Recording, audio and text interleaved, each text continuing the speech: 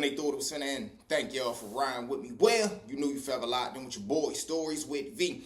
At this time, family, y'all know what I need y'all to do for us, man. Like, share, comment, and I repeat, smash that subscribe button, y'all. We are on that road to 100,000 subscribers. If you new to the platform, welcome. Y'all know the motto by now, man. Kick back, relax. I got the rest of the show from here. AV Mob, I got something special for y'all. Let's get them, let's go. What's up, Mob? We back at them again, man.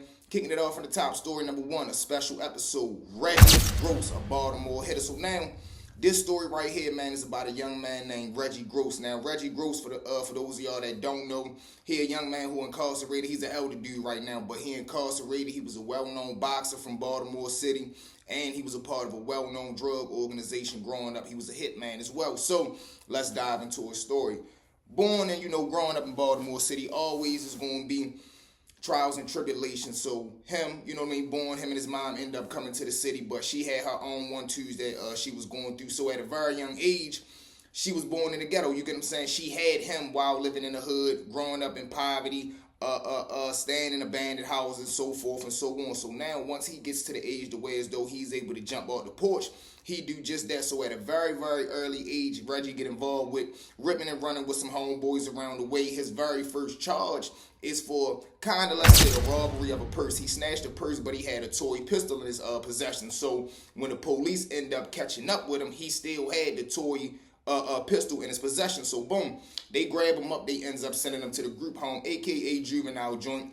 So now when he get in there for real, he going through the ranks. Now mind you, Reggie had a distinct built about him. He was about 6'2", 6'3", 6'4", and he was big and brolic. So imagine him at a very young age. So now when he get in the juvenile system, he ends up running across a dude who just so happened to be dating a woman, and guess who her brother is? The legendary Sugar Ray Leonard. So now the guy that's dating Sugar Ray's sister, he ends up taking a liking to little Reggie. So now he like, shit, Shorty got something to him. He got the build of a boxer. He got the aggression of a man. And you got to remember, he coming out of Baltimore City. So he already got that dug in him. So now the dude started taking Reggie up under the wing, teaching him how to train, got him working out, got him running around the yard, so forth and so on. So now, as he's doing that, Sugar Ray homeboy started teaching him the 1-2, how to shadow box, how to throw your jab, how to block, how to throw your hook, so forth and so on. So now, once he do his little time and come back home, he got dreams of being a boxer. Now, rumor has it is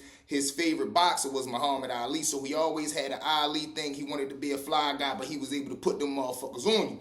So now he come home, he running up Drew Hill, so forth and so on. Now, he telling the guys in the community that he want to be a boxer. Now, this is where the tricky part come in at, because you always going to have people that don't believe in your dream. Or during that time, a lot of guys wanted to play the street game. So him wanting to be a boxer, they was kind of looking at him sideways. So now he come home, he starting to do his 1-2. He telling people he want to be a boxer. It's a well-known trainer. I don't want to mess his name up. I believe it's Mac Lewis. So now the dude, Mac Lewis, they say Shorty done trained the greatest, some of the best fighters that ever come out of anywhere.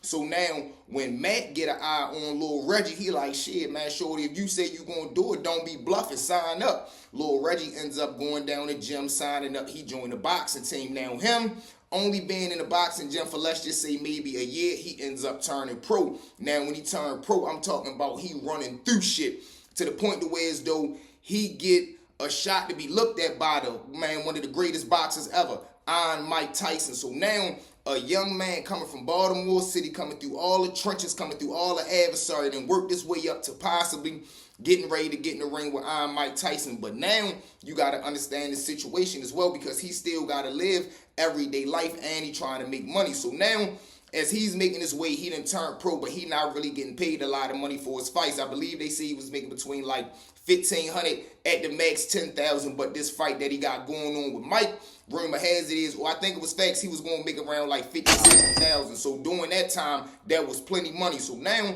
he doing his 1-2, but like I told you, he in need of money. So what does he do? He resort back to the streets. Now, when he get back involved in the streets, he not playing on no little boy level no more, because he a big dug as far as like celebrity status. He's the hometown boxer, so the whole city is backing him. Now, with the whole city backing him, he's connected to major drug dealers in the city. I'm talking about dudes that's really running major organizations now. So now it's a fight going on in Atlantic City. Whole time, like I told you, Reggie connected to all the big dogs in the city. He ends up catching a ride up there to the fight with a well-known kingpin. Now on a ride up there, they in the car just shooting the 1-2. The big dogs say, man, we getting real money back here. He leans in the back seat, open the briefcase. It's 80,000 cash in that motherfucker. And it's like a half a bird of smack on the side of it. So for some reason, I don't know why, maybe it was a thing to do during this time. They say the kingpin tell Reggie, man, go ahead and get you a little bump. Whole time Reggie grabbed a little bird. He put a little bip up in him. He like it, but he still got dreams of being a boxer, so he don't get involved with the habit. Thank God he don't.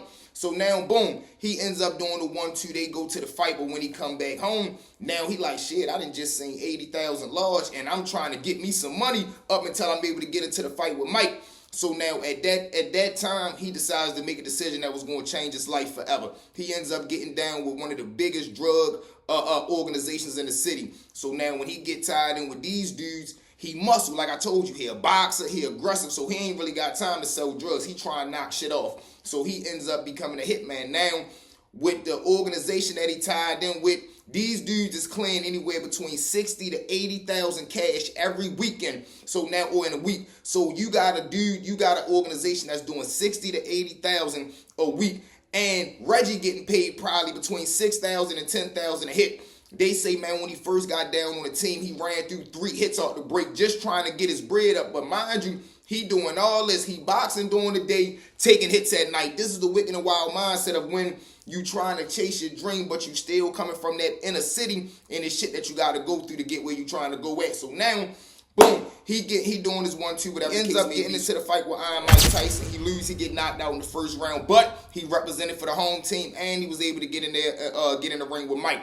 So now he go ahead and do that. Now he got 50,000. Soon as he lose that fight, but he won a lot of money. Soon as he leave, the feds drop an indictment. So now when they drop the indictment on his organization, he got a wound on him for a murder 1. Whole time they grab him up, he ends up going to trial. He beat it, but now he back to square one because that money that he just made off the fight, he had to get that to the lawyer to beat the case. Boom. So now he back to square 0. So he comes back home. He get back involved in the streets, but he's still trying to chase his boxing dream as well. But he can already see that boxing, it really ain't, it's nothing really there. I done already got in the ring with Mike, but now my name attached to bullshit because I'm getting locked up for bodies and shit. So now he just decides, you know what, man, I'm going to go full-fledged hard in the street. He start, setting his goal out to be the best boxer. I'm going to be one of the most notorious hitmen in my city. And he start running through shit. I'm talking about body at the body at the body. To the point to where as though when the indictment came down and all this shit is said and done, he was the #1 hitter of that organization. And the organization had plenty of hitters. So if you got 7 dudes that's dropping bodies day in and day out, and this is your top protege, that go to show you the line of work that Shorty was putting in. As we say in 2025, he was painting houses. So boom, now, he going through his 1-2. He putting his 1-2 down on the street. He ends up getting grabbed up 3, 4, 5 years later. But when he do that, now it's serious. Now they got him on 2 to 3 bodies. He ends up pleading guilty to 2. But what he end up saying in the court, and they got this as his testimony, he say that, man, all this shit was really to keep his habit going. Now, mind you, like I told y'all, when he went up there to the fight that day, he bipped the smack, but he left it alone. But I guess now, once he had beat that first body, and he decided that he wasn't going to go full-fledged with the boxing, and he was going to really do what he was doing in the streets, he, I guess he got back involved. That smack ended up getting the best of him. So now imagine this. You taking hits, getting paid $3,000 to $6,000 to $10,000 cash, and you not even doing nothing with the money. You just doing that shit to get high. So you out here knocking motherfuckers off just to get high. Like, come on, man. Wicked and wild situation. Now, Shorty ends up getting a double life sentence. He incarcerated till this day. And during this time of him being incarcerated, he lost a lot of family, lost a lot of friends. And the saddest part is, man, he could have been one of the greatest boxers. Even after all that, even with him being a boxer by day, hitman by night, he still had a phenomenal record. And you was good enough to get in there with one of the greatest of all time, man, Iron Mike. And you gave him some good bump, got a couple of good 1-2s, and even though you got knocked out in the first round, but for you to be from Baltimore City, man, 410, stand up. For you to be from this city, man, and you got in the ring with Mike and you threw them motherfuckers and hold your own, we back in your play, man. But With that being said, family, y'all know what it is, man. Wicked and wild situation. Free the man, Reggie Gross. But y'all know what it is, man. Thank y'all for riding with me. Well, you know you forever locked in with your boy, Stories with V.